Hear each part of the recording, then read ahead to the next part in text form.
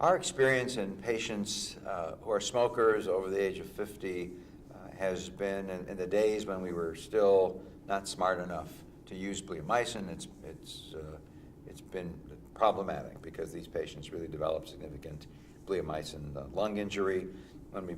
Years ago, when we began noticing that and the data on predicting risks for bleomycin lung injury were published and were out there, we stopped using bleomycin in that setting, and then we began in our clinical trial that I described, where we gave brentuximab as a lead-in. We saw basically no lung injury and very little neuropathy. In the use of this particular regimen, ABVVD, is relatively new.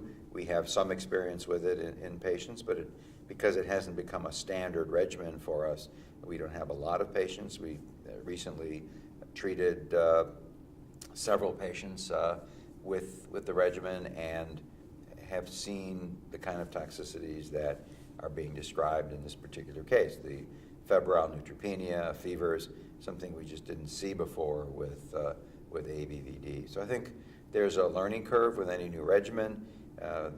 Everybody that was participating in the study has now some experience, but I think as this becomes more routinely used in clinical practice around the country and around the world, I think we're going to develop a better understanding of the potential risks and toxicities of this regimen. This patient had what appears to be a complete response, measured by a PET scan after the second cycle. That would predict for a very high likelihood that she won't recur. I would say perhaps in the range of maybe 70–80% chance of long-term survival without any disease. So I think this patient should do quite well. Are there alternatives if she doesn't? There are. We have an excellent outcome in stem cell transplantation in patients who relapse.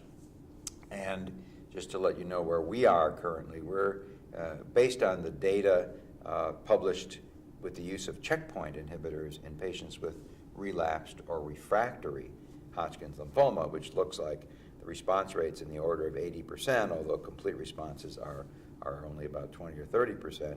We're beginning a clinical trial looking at the use of pembrolizumab, or Keytruda, which is the checkpoint inhibitor from Merck.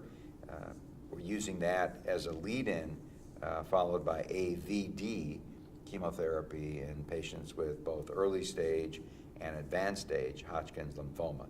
And we're going to be presenting some of those data at the ASH meetings and in Cologne in the German Hodgkin's study group.